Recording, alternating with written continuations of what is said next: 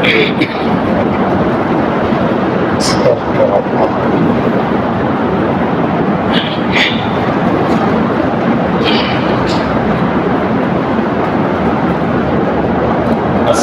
আলাইকুম ওয়া রাহমাতুল্লাহ। আপনারা সবাই কেমন আছেন?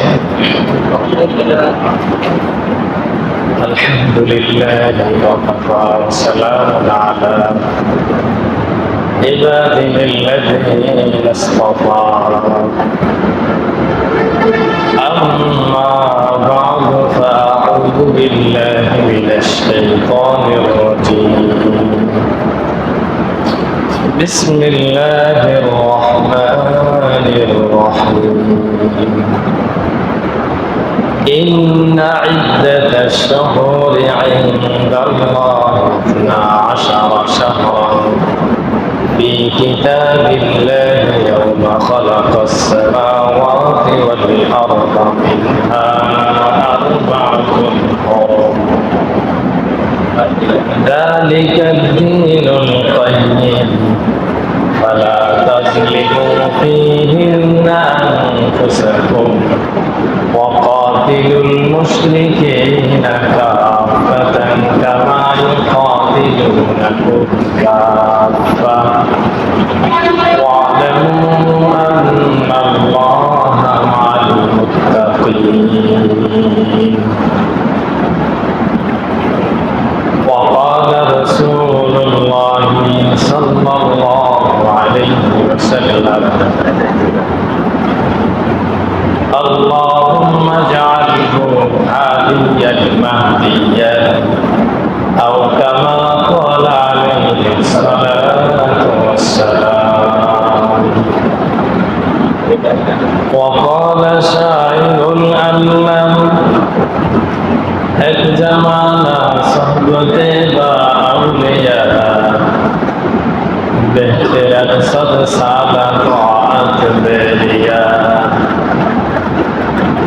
তলপত মে বরাবর হে ওয়াফাদোं के जाता हो तलपत में बराबर है वफादों के जाता हो हर चीज में लज्जत है अगर दिल में मजा हो। मोहतरम हाजिरीन, अल्लाह पाकेर दरबारे आलिशाने कालेमात शुक्र आदाय करी अल्हम्दुलिल्लाह। नबी आरबी सय्यिदुल मुरसलीन বিশ্ব নবীর শানে দরুদ ও সালাম প্রেরণ করি। অন্তরের অন্তঃস্থল থেকে বলি সাল্লাল্লাহু আলাইহি ওয়াসাল্লাম। কুরআনুল কারীমের সূরা তাওবা 36 নম্বর আয়াত আপনাদের সামনে তেলাওয়াত করেছি। এই আয়াতে আল্লাহ তাআলা বলেন ইন্না ইদ্দাতাশ শুহুরি ইনদাল্লাহি 12 শাহরা। আল্লাহ পাক বলেন দুনিয়াতে মাস হিসাবে আমি 12টি মাস দিয়েছি। মাস কয়টি? বছরে 12টি। ফি কিতাবিল্লাহি ইয়াওমা খালাকাস সামাওয়াতি ওয়াল আরদা মিনহা 4 হুরুম। দুনিয়ার সৃষ্টি যেই দিন শুরু সেই দিন থেকে দুনিয়ায় মাসের সংখ্যা 12টি। 12টি মাসের মধ্যে আবার 4টি মাস আছে খুব সম্মানিত মাস। আল্লাহ পাক বলেন মিনহা 4 হুরুম, 4টি মাস সম্মানিত মাস।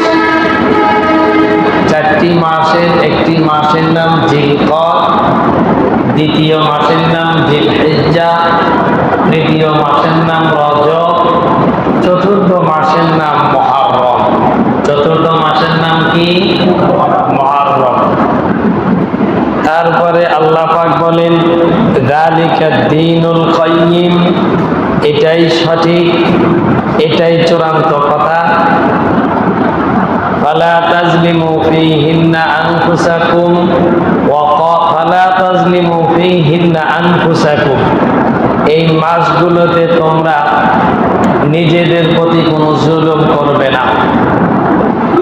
তারপরে আল্লাহ পাক বলেন ওয়াকাতিলুল মুশরিকিনা কাফাতান, তোমরা কাফেরদের বিরুদ্ধে লড়াই করো, কামা ইউকাতিলুনাকুম কাফা, তারা তোমাদের প্রতি যেভাবে লড়াই করে, কাফেররা তোমাদের সাথে যেভাবে জিহাদ করতে আসে করে, তোমরাও ঠিক তাদের মতো তাদের সাথে লড়াই করো।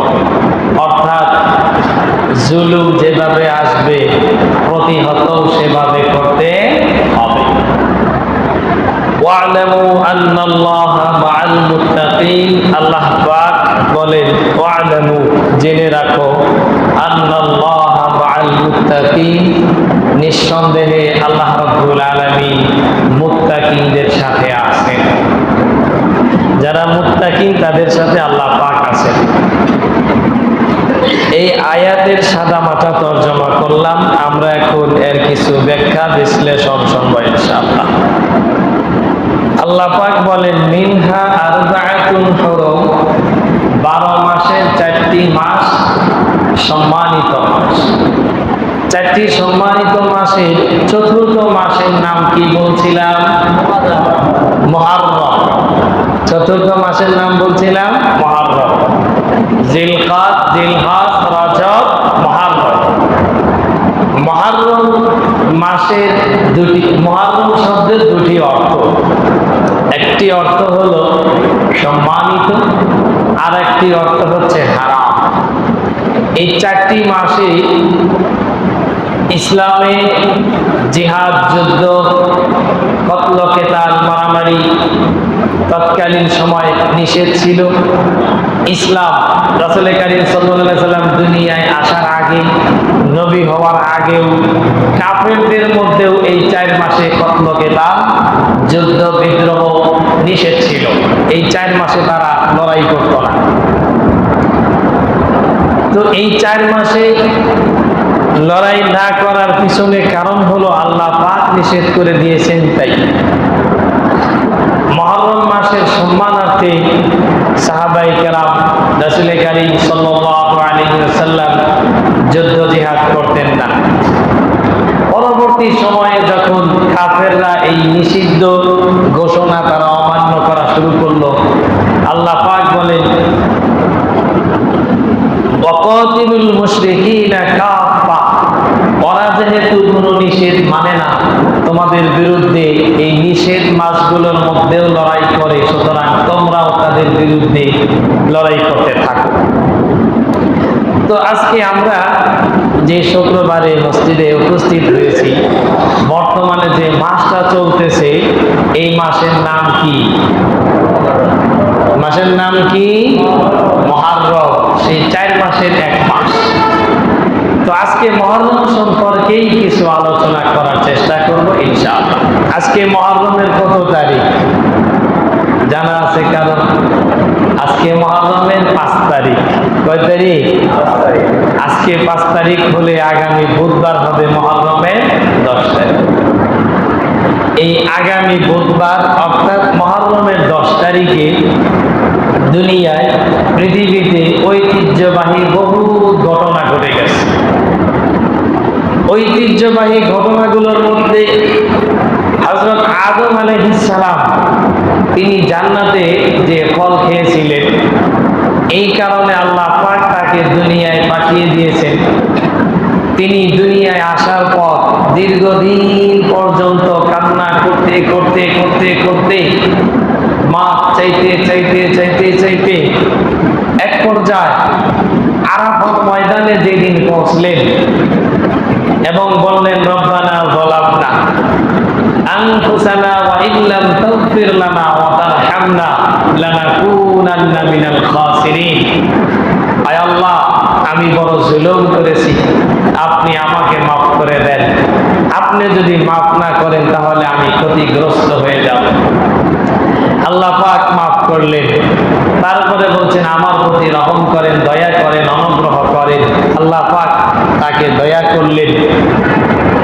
এই মুহররমের 10 তারিখেই আরাফার ময়দানে আমাদের আদি পিতা হযরত আদম আলাইহিস সালামের তওবা কবুল হয়েছিল। আলহামদুলিল্লাহ বলবেন না?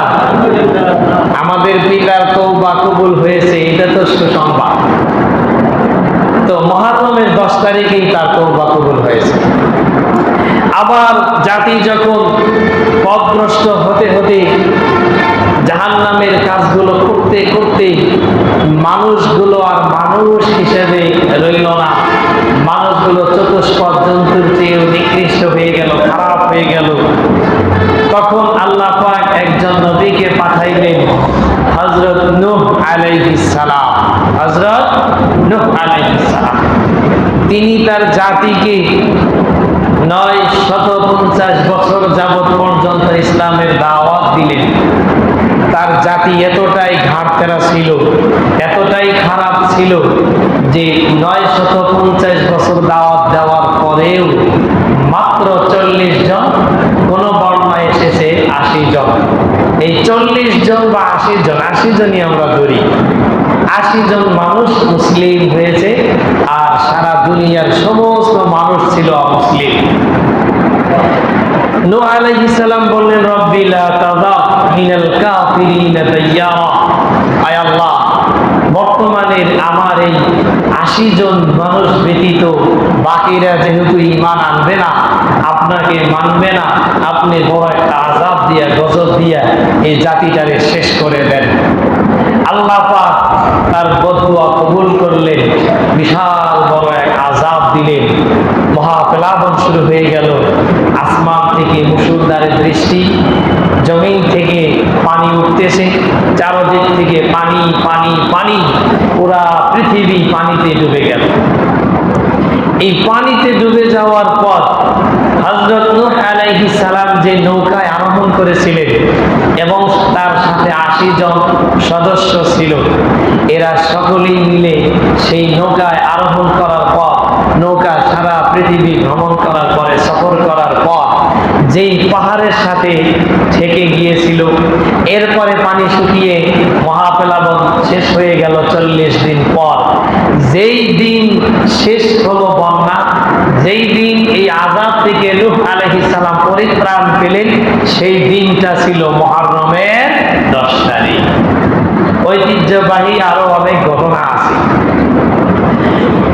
এরপরে আরেকটা গুরুত্বপূর্ণ বিষয় হলো, আরেকটা গুরুত্বপূর্ণ ঐতিহ্যবাহী ঘটনা, হযরত মূসা আলাইহিস সালাম ফেরাউনের হাত থেকে যেই দিন নিষ্কৃতি পেয়েছিলেন, যেই দিন মুক্তি পেয়েছিলেন ফেরাউনের জুলুম, নির্যাতন, নিপীড়ন থেকে, সেই দিনটাও ছিল মুহররমের কত তারিখ? 10 তারিখ। এরপরে 61 হিজরিতে, 61 হিজরি, রাসূল কারীম সাল্লাল্লাহু আলাইহি ওয়াসাল্লাম যে বছর মক্কা থেকে মদিনায় হিজরত করছেন, এটা হচ্ছে 1 নম্বর বছর, 1 নম্বর হিজরি। নবী সাল্লাল্লাহু আলাইহি ওয়াসাল্লাম 10 বছর পর মারা গেছেন, হিজরতের 10 বছর পরে মারা গেছেন। আরো 49 বছর পর একটা ঘটনা ঘটেছিল, সেই ঘটনা ঘটেছিল ফোরাত নদীর তীরে কারবালার ময়দান। ফোরাত নদীর তীরে কারবালার ময়দান। এই ঘটনা যেদিন ঘটেছিল, সেই দিনটাও, সেই তারিখটাও ছিল মুহররমের কত তারিখ? মুহররমের। আরো বহুত ঘটনা আছে, বহুত ঘটনা আছে, বহু, সব বলা সম্ভব নয়। আমি যে 4টি ঘটনা বললাম, আদম আলাইহিস সালামের তওবা কবুল হয়েছে কত তারিখে? সবাইকে বলতে হবে। আদম আলাইহিস সালামের তওবা কবুল হয়েছে কোন মাসে? কত তারিখে? নূহ আলাইহিস সালামের জাতির উপর থেকে গজব শেষ হয়েছে কোন মাসে? কত তারিখে? মূসা আলাইহিস সালাম ফেরাউনের জুলুম থেকে নিষ্কৃতি পেয়েছেন, মুক্তি পেয়েছেন কোন মাসে? মুহররম মাসে। কত তারিখে? রাসূল কারীম সাল্লাল্লাহু আলাইহি ওয়াসাল্লামের দুই পুত্র হযরত হুসাইন রাদিয়াল্লাহু তাআলা আনহু শহীদ হয়েছেন কোন মাসে? মুহররমের কত তারিখে? 10 তারিখে।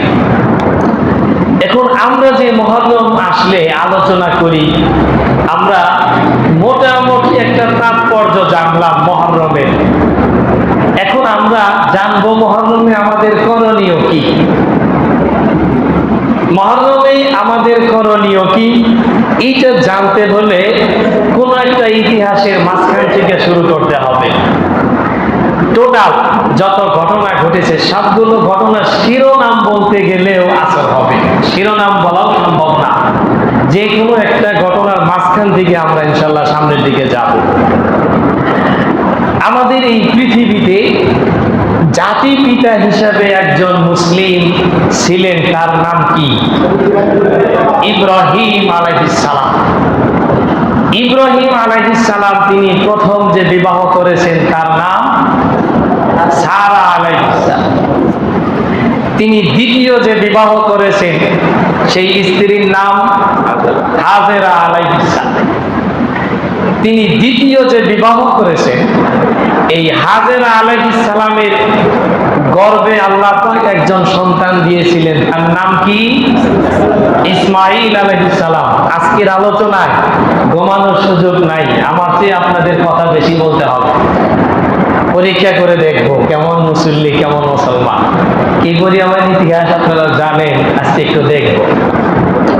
তো ইব্রাহিম আলাইহিস সালাম বিবাহ করছিলেন কয়টা? ইসলামে একাধিক বিবাহ নিষেধ না ভালো? জায়েজ না না জায়েজ?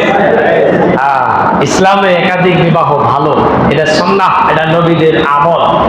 যাদের সামর্থ্য আছে, শক্তি আছে, শারীরিক, মানসিক, অর্থনৈতিক, আপনারা করার চেষ্টা করবেন ইনশাআল্লাহ। আল্লাহ পাক তৌফিক দান করেন, আমরা বলি আমিন। বিয়ের কথা বললাম, তাও মুখে কোনো হাসি নাই, আনন্দ নাই। ভয় পাইতেছেন? এই একটা দেখেই ভয় লাগে। দুইটা করেন, ওরাই ভয়ে থাকবে। দুইটা করেন, ওরাই ভয়ে থাকবে। এই আমি খারাপ ব্যবহার করলে যে কোনো সময় লাথি দিয়ে খেদাই দিতে পারে। সুতরাং একাধিক করার প্রয়োজন আছে না নাই? এখনো অনেকেই বলে না। একাধিক বিবাহ করা ভালো, কিন্তু পশ্চিমা সভ্যতা ওরা আমাদেরকে শিখাইছে যে একজন সৎ পুরুষের স্ত্রী একটাই হয়, একাধিক হয় না। যাদের একাধিক স্ত্রী এদের নাকি চরিত্র খারাপ। এটা পশ্চিমারা আমাদেরকে বুঝায়, আমাদেরকে শেখায়। কিন্তু ওরা এটাও আবার বুঝায় স্ত্রী হিসাবে একটা মহিলাকে ব্যবহার করবে, আর গার্লফ্রেন্ড হিসেবে তোমার যত মনে চায় তত ব্যবহার করবে। ইসলাম বলছে খবরদার, কোন মহিলাকে যদি তোমার ব্যবহার করতেই হয় তাহলে স্ত্রীর মর্যাদা দিয়েই তাকে ব্যবহার করতে হবে। ঠিক না রে? ঠিক। সুতরাং একাধিক বিবাহ করা সুন্নাহ। এরপরে দেখেন আরো আসবে একাধিক বিবাহের বহুত কথা। হযরত ইব্রাহিম আলাইহিস সালামের দ্বিতীয় স্ত্রীর ঘরে যে সন্তান হলো তার নাম কি? ইসমাঈল আলাইহিস সালাম। এই বংশে আল্লাহ পাক বংশ পরম্পরায় এক পর্যায়ে দুনিয়ার চূড়ান্ত পর্যায়ের নবী, একদম প্রধান সব নবীদের নবী, সাইয়্যিদুল মুরসালিন, বিশ্ব নবীকে আল্লাহ পাক হযরত ইসমাঈল আলাইহিস সালামের বংশে পাঠাইলেন। আমরা বলি আলহামদুলিল্লাহ। ইব্রাহিম আলাইহিস সালামের প্রথম ছেলে ইসমাঈল আলাইহিস সালাম হওয়ার পর কমপক্ষে 10 বছর পরে প্রথম স্ত্রীর নাম কি? সারা। প্রথম স্ত্রীর ঘরে আল্লাহ পাক একজন সন্তান দিলেন, তার নাম হযরত ইসহাক আলাইহিস সালাম। তার নাম কি? ইসহাক আলাইহিস সালাম। ইসহাক আলাইহিস সালাম তিনি প্রথম স্ত্রীর সন্তান, ইব্রাহিম আলাইহিস সালামের দ্বিতীয় সন্তান। ঠিক না? প্রথম স্ত্রীর সন্তান, কিন্তু সন্তান হিসেবে তিনি দ্বিতীয়। এই সন্তানের বংশে পরম্পরায় আল্লাহ পাক কোন বর্ণনায় লিখছে 10,000-এর উপরে নবী দুনিয়ায় আগমন করছে। সুবহানাল্লাহ বলবেন না? হযরত ইসহাক আলাইহিস সালামের বংশ। ইসহাক আলাইহিস সালামের একজন সন্তান, তার নাম হযরত ইয়াকুব আলাইহিস সালাম। তার নাম কি? তাহলে ইয়াকুব আলাইহিস সালামের বাবার নাম ইসহাক, ইসহাক আলাইহিস সালামের বাবার নাম ইব্রাহিম আলাইহিস সালাম। ইয়াকুব আলাইহিস সালামের অনেকগুলো সন্তান ছিল। কোরআনের আয়াত অনুযায়ী বোঝা যায় তার সন্তান ছিল 12 জন। কতজন? ইয়াকুব আলাইহিস সালাম দুই বিবাহ করেছিলেন। প্রথম স্ত্রীর ঘরে 10 ছেলে। কয় ছেলে? 10 ছেলে। এই 10 ছেলের এক ছেলের নাম ছিল ইয়াহুদা। এক ছেলের নাম কি ছিল? এই যে দুনিয়াতে বর্তমান ইয়াহুদি আমরা শুনি, ইয়াহুদি সেই গোত্র থেকে, সেই পরম্পরায় এসেছে পৃথিবীতে, এখনো আছে, থাকবে কিয়ামত পর্যন্ত। ইয়াকুব আলাইহিস সালামের প্রথম স্ত্রীর ঘরে কয় ছেলে? দ্বিতীয় স্ত্রীর ঘরে 2 ছেলে। কয় ছেলে? হযরত ইউসুফ আলাইহিস সালাম আর বিনিয়ামিন। হযরত ইউসুফ আলাইহিস সালাম আর বিনিয়ামিন। কয়জন ছেলে? কোন স্ত্রী? দ্বিতীয় স্ত্রীর ঘরে। দ্বিতীয় স্ত্রীর ঘরে হযরত ইউসুফ আলাইহিস সালাম, তিনি একজন নবী। প্রথম স্ত্রীর ঘরে 10 জন ছেলে। কোন নবী আছে? ইয়াকুব আলাইহিস সালাম দ্বিতীয় বিবাহ না করলে ইউসুফ আলাইহিস সালাম হতেন? এজন্য দ্বিতীয় বিবাহের প্রয়োজন আছে না নাই? আছে। আপনারা আরো ইতিহাস আপনারা তদারকি করে দেখেন, তল্লাশি করে দেখেন, পৃথিবীতে যারা নাম ফুটাইছে, যারা জীবনে বড় কিছু হয়েছে, সব বড় মানুষগুলো দ্বিতীয় ঘরের সন্তান। বেশিরভাগ দ্বিতীয় ঘরের সন্তান। আপনারা ভালো করে, আমি এই ব্যাপারে বলতে হলে অনেক সময় লাগবে, বলতে পারবো, কিন্তু এখন এই বিষয়টা আমার বলা উদ্দেশ্য না। আমি মুহররমের কথা বলবো, এই জন্য ইতিহাসটা টান দিছি। হযরত ইউসুফ আলাইহিস সালামের বাবার নাম কি? যারা বলেন, কোন স্ত্রীর সন্তান? দ্বিতীয় স্ত্রীর সন্তান। যেহেতু প্রথম মায়ের 10 সন্তান, দ্বিতীয় মায়ের 2 সন্তান, সংখ্যায়ও কম, বয়সেও ছোট, বড় 10 ভাই চিন্তা করে দেখছে ইউসুফকে আব্বা যে পরিমাণ ভালোবাসে, এই আব্বার ভালোবাসা যদি আমরা পেতে চাই তাহলে ইউসুফকে হত্যা করতে হবে। ঠিক না ঠিক? ইউসুফ আলাইহিস সালামকে, হাদিসে এসেছে, আল্লাহ পাক দুনিয়ার সমস্ত সৌন্দর্যকে 2 ভাগে ভাগ করছেন। কয় ভাগে ভাগ করছেন? 2 ভাগে। 2 ভাগে ভাগ করার পর অর্ধেকটা সৌন্দর্য হযরত ইউসুফ আলাইহিস সালামকে দান করছেন। সুবহানাল্লাহ। আর অর্ধেকটা সৌন্দর্য সারা পৃথিবীর সমস্ত জীব জানোয়ার মানব জাতিকে দান করেছেন। এবার বোঝেন, আমরা অর্ধেকটা সৌন্দর্যের কোটি কোটি ভাগের একটা ভাগ পেয়েছি, তাই একজন আরেকজনের জন্য জীবন দিতে প্রস্তুত। দেয় কি দেয় না? বহুত মানুষ একজন আরেকজনের জন্য জীবন দিয়ে দিতেছে। ওই এক ভাগের, কোটি কোটি ভাগের 1 ভাগ পাইছি আমরা। তো ইউসুফ আলাইহিস সালাম কি পরিমাণ সুন্দর ছিলেন! এক হলো তিনি সুন্দর, দ্বিতীয় হলো তিনি একজন উত্তম চরিত্রের মানুষ, তৃতীয় তিনি একজন নবী, তার সব দিক ভালো। এই জন্য হযরত ইয়াকুব আলাইহিস সালাম খুব ভালোবাসতেন, উনি কোনো সময় দূরে যাইতে দিতেন না। কিন্তু ওই 10 ভাইয়ের আর সহ্য হলো না। এই 10 ভাই হযরত ইউসুফকে হত্যা করার প্ল্যান করে এক পর্যায়ে হত্যা করতে গিয়ে সেই জঙ্গলের ভিতরে চিন্তা করলো যে হত্যা করলে তো মারাই যাবে, ভাই তো, সব ভাই হলেও ভাই, আমরা কূপের ভিতরে ফেলে দেই, ও যদি 2-4 ঘন্টা বেঁচে থাকে থাকুক। ওরা সিদ্ধান্ত নিল, কূপের ভিতরে ফেলে দিল। আল্লাহ পাক এই কূপের ভিতরে ফেলে দেওয়ার পরে অন্য বণিক দলের মাধ্যমে হযরত ইউসুফ আলাইহিস সালামকে কূপের ভিতর থেকে উঠিয়ে নিয়ে গেলেন মিশরে। কোথায়? ইউসুফ আলাইহিস সালামকে তার 10 ভাই কুয়ায় ফেলতে পারে নাই। ওদের দৃষ্টিতে কুয়া, কিন্তু আল্লাহ রাব্বুল আলামিনের দৃষ্টিতে এই কূপটা ছিল একটা ট্রানেল রাস্তা। আল্লাহ পাক কূপের মাধ্যমে, কূপের এই পারে কূপের মুখ, কূপের ওই পারে রেখেছেন মিশরের বাদশাহী। সুবহানাল্লাহ। আল্লাহ পাক হযরত ইউসুফ আলাইহিস সালামকে কূপের মাধ্যমে নিয়ে গেলেন মিশরে। মিশরে যখন গেলেন তখন তাকে গোলাম হিসেবে বিক্রি করা হয়েছিল, মিশরের রাজা তাকে গোলাম হিসেবে কিনছিল।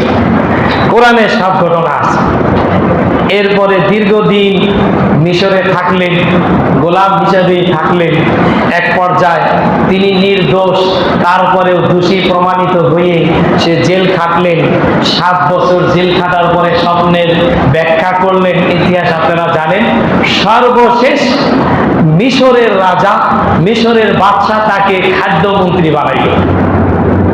খাদ্যমন্ত্রী বানানোর পর ইউসুফ আলাইহিস সালাম পরবর্তীতে মিশরের রাজা হয়ে গেলেন। সুবহানাল্লাহ। মিশরের রাজা হওয়ার পর এবার আসেন, হযরত ইউসুফ আলাইহিস সালামের বাপের নাম কি ছিল? ইয়াকুব। ইয়াকুব আলাইহিস সালামের আরেকটা নাম ছিল ইসরাইল। আরেকটা নাম কি ছিল? ইসরাইল। এই জন্য ইয়াকুব আলাইহিস সালামের সন্তান যারা, তাদের সকলকেই বলা হয় বনি ইসরাইল। এদেরকে কি বলা হয়? বনি ইসরাইল। তো মিশরে ইউসুফ আলাইহিস সালামের মাধ্যমে বনি ইসরাইলের আগমন ঘটলো। এবার ইউসুফ আলাইহিস সালাম যখন রাষ্ট্রনায়ক হলেন, এখন কেনান থেকে বাবা ইয়াকুব, তার মা এবং তার সেই 10 ভাই, যেই 10 ভাই কূপের ভিতরে ফেলে দিয়েছিল, এরা প্রাণ নিতে গিয়ে পরিচয় হয়েছে। হওয়ার পরে তাদেরকে সেখানে রাষ্ট্রীয়ভাবে থাকতে দেওয়া হয়েছে, নাগরিকত্ব দেওয়া হয়েছে, সেখানে তারা বসবাস করছে। এবং ইউসুফ আলাইহিস সালাম বনি ইসরাইলের ব্যক্তিদেরকে রাষ্ট্রের বিভিন্ন উন্নত পর্যায়ের কর্মে এবং বিভিন্ন চাকরি, এটা বিভিন্ন কিছু দিয়ে তাদেরকে সম্মান দিয়ে রাখছিলেন। ইউসুফ আলাইহিস সালাম দুনিয়া থেকে বিদায় নিলেন। বনি ইসরাইল তারা দীর্ঘদিন পর্যন্ত ছিল বাদশাহী মেজাজে এবং বাদশাহী মন মানসিকতা নিয়ে। এই মিশরের মানুষগুলো, বনি ইসরাইলের মানুষগুলো খারাপ হতে হতে এক পর্যায়ে, এমন একটা পর্যায়ে এসে পড়ল, আল্লাহ পাক বললেন যে আমি তোমাদেরকে ফিলিস্তিন এটা তোমাদের হাতে দেব, তোমাদের আয়ত্তে থাকবে, তোমরা রাষ্ট্র চালাইবা। যখন তোমরা খারাপ হয়ে যাইবা, আমার হুকুম অমান্য করবা, তখন আমি তোমাদের উপরে একজন জালেম সরকার নিযুক্ত করব। এরপরে বনি ইসরাইলের মানুষগুলো খারাপ হতে হতে, নিকৃষ্ট হতে হতে এমন একটা পর্যায়ে চলে গেল, বনি ইসরাইলের মধ্যে আর ভালো লোক খুঁজে পাওয়া যাইতেছে না। এমন একটা পর্যায়ে এসে গেল যেই সময় বনি ইসরাইলের ভিতরে কোনো ভালো লোক না থাকার কারণে আল্লাহ পাক তৎকালীন সময়ে রাষ্ট্রীয় ক্ষমতা দিলেন নাস্তিকদের হাতে, কাফেরদের হাতে। মিশরে যারা রাষ্ট্রীয় ক্ষমতা পাইতো তাদেরকে বলা হয় ফেরু, কোন জায়গায় বলছে ফেরাউন। মিশরের যারা রাষ্ট্রপ্রধান তাদেরকে বলা হয় ফেরাউন। কি বলা হয়? ফেরাউন কোনো ব্যক্তির নাম না। আমাদের দেশে যেমন রাষ্ট্রপ্রধানের নাম প্রধানমন্ত্রী, মিশরের রাষ্ট্রপ্রধানের নাম হচ্ছে ফেরাউন। এজন্য অনেক কাফের ফেরাউন চলে গেল। যে ফেরাউনের কথা কোরআনে এসেছে, মাঝখানে একটা কথা বলি, কোরআনুল কারীমে আল্লাহ পাক যত আয়াত নাযিল করছেন, এই সমস্ত আয়াতের মধ্য থেকে মাত্র 500 আয়াত হচ্ছে বিধিবিধানের। 500 আয়াত কিসের? হুকুম আহকামের। আর যত আয়াত আছে সমস্ত আয়াত বিভিন্ন গল্প, কিচ্ছা, কাহিনী দিয়ে আল্লাহ পাক ভরে রাখছে। এই প্রত্যেকটা গল্পের মধ্যে আমাদের শিক্ষা আছে, এই জন্য আল্লাহ পাক গল্প দিয়েছেন। এর মধ্যে আরো বিশেষ করে কোরআনুল কারীমে প্রায় 8.52 পর্যন্ত আয়াত শুধু ফেরাউন আর মূসা আলাইহিস সালামের ব্যাপারে। কোরআনুল কারীমে কমপক্ষে 44টি সূরার মধ্যে ফেরাউনের গল্প আর হযরত মূসা আলাইহিস সালামের গল্প, 44টি সূরার মধ্যে। এখন এই যে গল্পগুলো আল্লাহ পাক বলছেন, সবগুলো গল্পের মধ্যে আমাদের জন্য শিক্ষা আছে না নাই? এই জন্য আল্লাহ পাক গল্পগুলো বলছেন, কিচ্ছাগুলো তুলে ধরছে। তো যেই ফেরাউন আর মূসা আলাইহিস সালামের গল্প কোরআনে এসেছে, ওই ফেরাউনের নাম কোন জায়গায় লিখছে রেমেসিস, কোন জায়গায় লিখছে মনেফতাহ, রেমেসিস অথবা মনেত্তা, এটা তার আসল নাম, আর ফেরাউন তার রাষ্ট্রীয় লকব। যাই হোক, এটা বলা উদ্দেশ্য না। উদ্দেশ্য হলো এই ফেরাউনকে রাষ্ট্রীয় ক্ষমতা দেওয়া হলো। ফেরাউন রাষ্ট্রীয় ক্ষমতা পাওয়ার পর তাকে জ্যোতিষী শিখাইলো, বুঝাইলো এই ফিলিস্তিনে একজন সন্তান জন্ম নিবে, যেই যুবক তোমার রাষ্ট্রকে তছনছ করে ফেলবে, ভেঙ্গে চুরে চুরমার করে দিবে, তোমার রাষ্ট্রীয় ক্ষমতা সে কেড়ে নিবে। ফেরাউন খুব চিন্তিত হয়ে গেল, কি ব্যাপার, এই ছেলেকে ঠেকাতে হবে। রাষ্ট্রীয়ভাবে আইন করলো, আজ থেকে আমার এই দেশে মিশরে কোনো নারী পুরুষ একত্রিত থাকতে পারবে না। দীর্ঘদিন এই আইন পাশ করার পর দেশের জনগণ যখন খেপে গেল, তখন আবার স্বামী স্ত্রী একত্রিত থাকার অনুমতি দেওয়া হলো। অনুমতি দেওয়ার পরে আর একটা আইন পাশ করছে, আমার এই দেশে যত ছেলে সন্তান জন্ম নেবে সব হত্যা করা হবে, আর যত মেয়ে সন্তান জন্ম নেবে তাদেরকে বেঁচে রাখা হবে।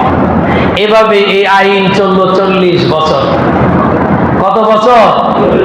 40 বছর যদি ছেলে সন্তানদেরকে হত্যা করা হয় আর মেয়েদেরকে জীবিত রাখা হয়, 40 বছর পরে কি পুরুষ মানুষ খুঁজে পাওয়া যাবে? মেয়েরা কি সব কাজ করতে পারে? এই জন্য আবার দেশের মানুষের সমস্যা দেখা দিল, বিভিন্ন কর্মকাণ্ড, কাজ কারখানা সব বন্ধ হয়ে যাইতেছে। আবার দেশে আন্দোলন শুরু হলো, ছেলেদেরকে বেঁচে রাখা হোক। এই আন্দোলন সরকার, তৎকালীন সরকার ফেরাউন 50% জারি করলো, বলল 1 বছরের ছেলেদেরকে বেঁচে রাখা হবে, দ্বিতীয় বছরের ছেলেদেরকে হত্যা করা হবে। যেই বছর ছেলেদেরকে জীবিত রাখা হবে সেই বছর জন্ম নিলেন হযরত মূসা আলাইহিস সালামের বড় ভাই হযরত হারুন আলাইহিস সালাম। হযরত হারুন আলাইহিস সালাম তিনি বেঁচে রইলেন। যেই বছর ছেলেদেরকে হত্যা করা হবে সেই বছর জন্ম নিলেন হযরত মূসা আলাইহিস সালাম। দেখেন, রাখে আল্লাহ, মারে কে? কেউ আছে? কেউ পারবে না। মূসা আলাইহিস সালাম তার মায়ের পেটে আসলেন, তিনি দুনিয়ায় আসলেন, ভূমিষ্ঠ হলেন। মূসা আলাইহিস সালামের মা খুব চিন্তিত হলেন, এই বছর তো সন্তান, ছেলে সন্তান হলেই হত্যা করা হবে, আমার ছেলেকেও তো হত্যা করা হবে। আল্লাহ পাক কোরআনুল কারীমে বলেন, আমি মূসা আলাইহিস সালামের মায়ের কাছে ওহী নাযিল করলাম, অর্থাৎ তার মনের ভিতরে এক প্রকারের একটা সিদ্ধান্ত দিয়ে দিলাম যে তোমার সন্তানটারে বাক্সের ভিতরে উঠাইয়া সমুদ্রে ভাসাইয়া দাও। আল্লাহ পাক বলেন, আমি তার মায়ের অন্তরটা খুব শক্ত করে দিয়েছিলাম। আসলে মায়ের অন্তর যদি শক্ত না হতো, কোনো মা কি পারবে তার সন্তানকে বাক্সের ভিতরে উঠিয়ে সমুদ্রে ভাসিয়ে দিতে পারবে? মা তো দূরের কথা, আমরা পুরুষ মানুষ, আমরা কি পারবো? এত নিষ্ঠুর মানুষ এমনও হয়। মূসা আলাইহিস সালামের মা সিন্ধুকের ভিতরে উঠিয়ে তাকে সমুদ্রে ভাসিয়ে দিলেন। সমুদ্রে ভাসতে ভাসতে এই যে ফেরাউন যেখানে গোসল করতেছে এবং তার স্ত্রী আসিয়া গোসল করতেছে, ওই জায়গায় গিয়ে বাক্সটা থেকে গেল। আসিয়া বলছে যে এই বাক্সের ভিতরে কি?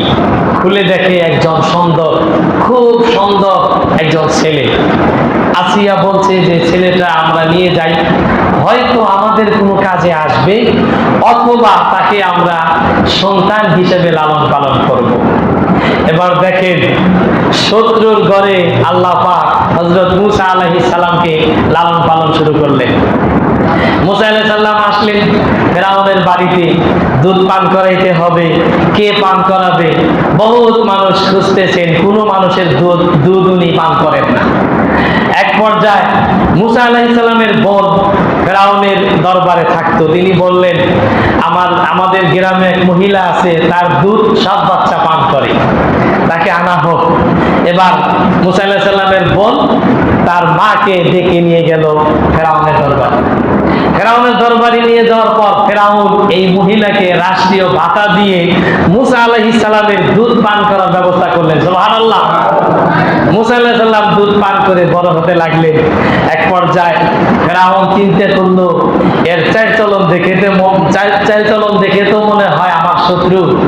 আসিয়া বলল, তুমি এত তাড়াতাড়ি কেমনে বুঝলা? পরীক্ষা করা হোক। এক পাশে আগুন, এক পাশে স্বর্ণের একটা টিলা রেখে পরীক্ষা চলতেছে। হযরত মুসা আলাইহিস সালাম স্বর্ণ ধরতে গেছে। আল্লাহ পাক স্বর্ণের কাছাকাছি যাওয়ার পর জিবরিলের মাধ্যমে ঘুরাইয়া আগুনের কাছে নিয়ে আগুনটা তার মুখে দেওয়াইছে। মুসা আলাইহিস সালামের জিহ্বাটা পুড়ে গেছে, উনি তোতলা ছিলেন, কথা বলতে তার কষ্ট হতো। যাই হোক, মুসা আলাইহিস সালাম এভাবে আস্তে আস্তে আস্তে আস্তে বড় হলেন। বড় হওয়ার পরে এই মুসা আলাইহিস সালাম একদিন রাস্তা দিয়ে যাচ্ছে, হঠাৎ করে দেখে দুই ব্যক্তি মারামারি করতেছে। একজন বনি ইসরাইল আর একজন ফেরাউনের বাড়ির বাবুর্চি মারামারি করতেছে। বনি ইসরাইলের লোকটা বলছে যে আমাকে মারতেছে, জুলুম করতেছে। মুসা আলাইহিস সালাম তিনি তো বনি ইসরাইলের মানুষ, আর তার কাছে নালিশ করছে আর এক বনি ইসরাইল। স্বাভাবিকভাবে তিনি বনি ইসরাইলের পক্ষ নিয়ে ওই ব্যক্তিকে মুসা একটা ঘুষি দিছে। এক ঘুষিতে সেই ফেরাউনের বাবুর্চি মারা গেছে। কোরআন প্রমাণ করছে মানুষের ভিতরে এমন কিছু পাশ আছে, এমন কিছু যন্ত্র আছে, ওই জায়গায় একটা ঘুষি দিলেই শেষ। এরপরে হযরত মুসা আলাইহিস সালাম তিনি তো নবী, কি পরিমাণ শক্তি বোঝেন, এক ঘুষি দিয়ে শেষ দিয়ে দিচ্ছে। মুসা আলাইহিস সালাম এক ঘুষি দিয়ে শেষ করে দিলেন। এবার পরের দিন আবার ওই জায়গায় অন্য দুইজনের সাথে মারামারি হইতেছে। মুসা আলাইহিস সালাম যাইতেছেন, তাকে বলছে যে এই যে আমাকে মারে। এবার এক ব্যক্তি বললেন যে তুমি তো গতকাল একজনের হত্যা করছো, তুমি তো জুলুম শুরু করে দিয়েছো, অত্যাচার শুরু করে দিয়েছো।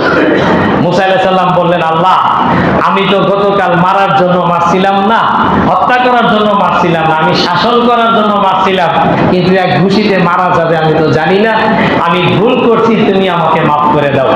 আল্লাহ পাক তাকে মাফ করে দিয়েছেন। দ্বিতীয় দিন তিনি ওখান থেকে চলে গেলেন এবং তাকে বলা হলো, তুমি যে গতকাল একজনকে হত্যা করছো, তোমাকে খুঁজতেছে, ফেরাউন ধরতে পারলে তোমাকে সাজা দিবে। মুসা আলাইহিস সালাম সেখান থেকে সামনের দিকে রওনা করতে করতে চলে আসলেন মাদিয়ানে। মাদিয়ানে আসার পর দেখলেন দুইজন মেয়ে, এরা কিছু ছাগল বকরি নিয়ে এক সাইডে দাঁড়ালো। মুসা আলাইহিস সালাম বললেন, তোমরা এখানে কেন দাঁড়ানো? ওই দুই মেয়ে বললেন যে আমরা ছাগল নিয়ে আসছি পানি পান করাবো, কিন্তু এখানে সবাই পুরুষ মানুষ, আমরা মহিলা মানুষ, তারা সবাই যাওয়ার পরে আমরা পানি পান করাবো। মুসা আলাইহিস সালাম বললেন যে তোমাদের ছাগলের পানি পান করানোর ব্যবস্থা আমি করে দিই। মেয়েরা বললেন, দিলে তো ভালোই হয়। মুসা আলাইহিস সালাম তিনি যুবক মানুষ, গায়ে শক্তি, এক ঘুষিতে মানুষ হত্যা করছে, কি পরিমাণ শক্তি, তিনি সব মানুষের বীর সরিয়ে ছাগলগুলো নিয়ে কূপের পানি পান করিয়ে দিলেন। এবার সেই দুই মেয়ে ছাগলগুলো নিয়ে বাড়িতে গেলেন। যেই বাড়িতে গেলেন ওই বাড়িটা হযরত শুআয়ব আলাইহিস সালাম। ওই বাড়িটা কার? তিনি একজন নবী, তিনি একজন জবরদস্ত নবী ছিলেন। এই দুই মেয়ে ছিল হযরত শুআয়ব আলাইহিস সালামের মেয়ে। দুই মেয়ে ছাগল নিয়ে যাওয়ার পর বাবা জিজ্ঞাসা করলেন, তোমরা এত তাড়াতাড়ি আজকে কেমনে আসলা? মেয়েরা সব ঘটনা খুলে বলল। মাঝখান থেকে এক মেয়ে বলছে, আব্বা, যেই যুবক পানি পান করেছে সেই যুবক কবিয়ুন আমিন, খুবই সুন্দর, খুবই শক্তিশালী যুবক।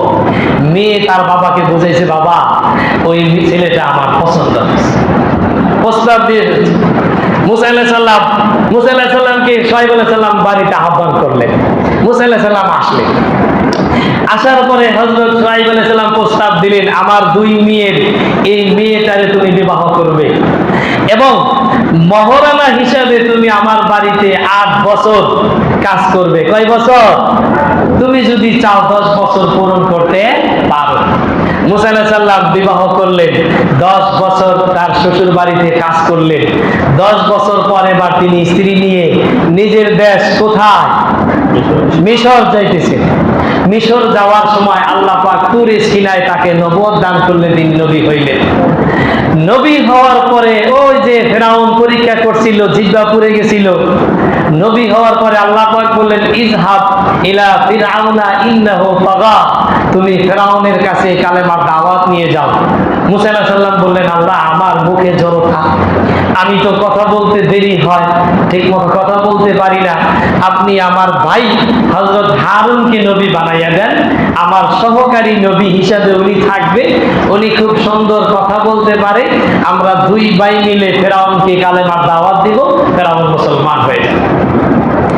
এবার আল্লাহ পাক মুসা আলাইহিস সালামের দোয়া কবুল করে হারুন আলাইহিস সালামকে নবী বানাইলেন। এবার দুই ভাই নবী ফিরআউনের কাছে দাওয়াত দিতে গেছে। ফিরআউন দাওয়াত তো নেই, উল্টা আরো ওই যে সেই বিচার করবে, তার বাবুর্চি হত্যার বিচার। সবকিছু মিলে ফিরআউন এবং তার দলবল যখন মুসা আলাইহিস সালামের উপরে খুব জুলুম নির্যাতন করতে লাগলো, আল্লাহ পাক ওহীর মাধ্যমে হযরত মুসা আলাইহিস সালামকে বললেন, মুসা তুমি এই মিশর ছেড়ে অন্যত্র হিজরত করে চলে যাও।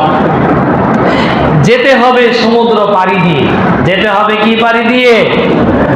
কথা ভুলে গেছে? যেতে হবে কি পাড়ি দিয়ে? সমুদ্র পাড়ি দিয়ে। লোহিত সাগর, লোহিত সাগরের কাছে যখন হযরত মুসা আলাইহিস সালাম গেলেন, সাথে তার সাথী সঙ্গী, তারা বললেন আমরা তো ধরা পড়ে গেলাম, পিছনে শত্রু দল, সামনে সমুদ্র সাগর, আমরা কেমনে যাব? মুসা আলাইহিস সালাম বললেন কাল্লা ইন্না মাইয়া রাব্বি সায়াহদিন, তোমরা ভয় পেও না, আমার সাথে আমার রব আছে, তিনি আমাদেরকে পথের সন্ধান দিবে। সুবহানাল্লাহ। আল্লাহ পাক মুসা আলাইহিস সালামকে বললেন লাঠি দিয়ে বাড়ি দাও। লাঠি দিয়ে আঘাত করার সাথে সাথে লোহিত সাগরে রাস্তা হয়ে গেল 12টা। কয়টা? বনি ইসরাইলের 12 গোত্র, ওই যে ইয়াকুব আলাইহিস সালামের 12 ছেলের 12 গোত্র, এই 12 গোত্রের মানুষ 12 রাস্তা দিয়ে পার হয়ে গেল। এবার ফিরআউন মনে করছে ওর বাপের বানানো রাস্তা, ফিরআউনও সেই রাস্তার উপরে আসছে, একদম সাগরের মাঝখানে যখন আসছে, আল্লাহ পাক বলছে কোন, সঙ্গে সঙ্গে চারদিক থেকে পানি এসে ফিরআউন এবং তার দলবলকে ডুবিয়ে দিয়েছে। মুসা আলাইহিস সালাম যেই দিন এই লোহিত সাগর পাড়ি দিয়ে ওপার গেলেন, ফিরআউনের হাত থেকে মুক্তি পেলেন, সেই দিনটা ছিল মুহররম মাসের কত তারিখ? 10 তারিখ।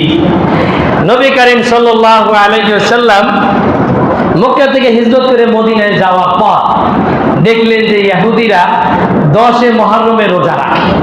নবীজি জিজ্ঞেস করলেন তোমরা কিসের রোজা রাখো? তারা বলল আমাদের পূর্বপুরুষ মুসা আলাইহিস সালাম এবং বনি ইসরাইল ফিরআউনের হাত থেকে মুক্তি পেয়েছিল 10 মুহররম, আমরা সেই মুক্তির শুকরিয়া আদায় আনতে মুহররমের 10 তারিখে রোজা রাখি। বুঝতে পারছেন মুহররমের রোজা কেন? নবী সাল্লাল্লাহু আলাইহি সাল্লাম বলেন মুসা আলাইহিস সালাম নবী আমার ভাই, তিনি যদি মুহররমের 10 তারিখে রোজা রেখে থাকেন তাহলে তো ও রোজা আমাদেরকেও রাখতে হবে। তবে ইহুদিরা যেহেতু একটা রোজা রাখে, আমরাও যদি রোজা একটা রাখি তাহলে ইহুদিদের সাথে মিলে যায়। সুতরাং মুহররম মাসে রোজা রাখতে হবে কয়টা? 10 এবং 11 অথবা 9 এবং 10। আর এই যে সামনে মঙ্গলবার বুধবার অথবা বুধবার বৃহস্পতিবার, বুধবার বৃহস্পতিবার এই 2 দিন আমরা রোজা রাখার চেষ্টা করব, আল্লাহ পাক তৌফিক দান করেন। দ্বিতীয় কথা তো এই হযরত হুসাইন রাদিয়াল্লাহু তাআলা কারবালায় শহীদ হয়েছেন, ওটা তো আজকে বলা সম্ভব না। আল্লাহ পাক তৌফিক দিলে অন্য কোনো শুক্রবারে ইনশাআল্লাহ কারবালার গল্প আপনাদেরকে শোনাবো। তা আল্লাহ পাক মুহররমের রোজা রাখার তৌফিক দান করেন, আল্লাহুম্মা আমিন। আরেকটা কথা বলি, মুহররমের রোজা রাখলে ফজিলত কি? রাসূল কারীম সাল্লাল্লাহু আলাইহি সাল্লাম বলছেন ফরজ রোজার পরে সবচেয়ে গুরুত্বপূর্ণ রোজা হচ্ছে মুহররমের রোজা। ফরজ রোজার পরে সবচেয়ে গুরুত্বপূর্ণ কোন রোজা? সবাই বলি কোন রোজা? মুহররমের রোজা। আরেকটা হাদিসে নবী সাল্লাল্লাহু আলাইহি সাল্লাম বলছেন কোন ব্যক্তি যদি মুহররমের একটা রোজা রাখে আল্লাহ পাক তার 1 বছরের সামনের 1 বছরের পিছনের সব গুনাহ মাফ করে দিবেন। সুবহানাল্লাহ। আল্লাহ পাক আমাদেরকে মুহররমের রোজা রাখার তৌফিক দান করেন। আল্লাহুম্মা আমিন। ওয়া আখিরু দাওয়ানা আলহামদুলিল্লাহি রাব্বিল আলামিন।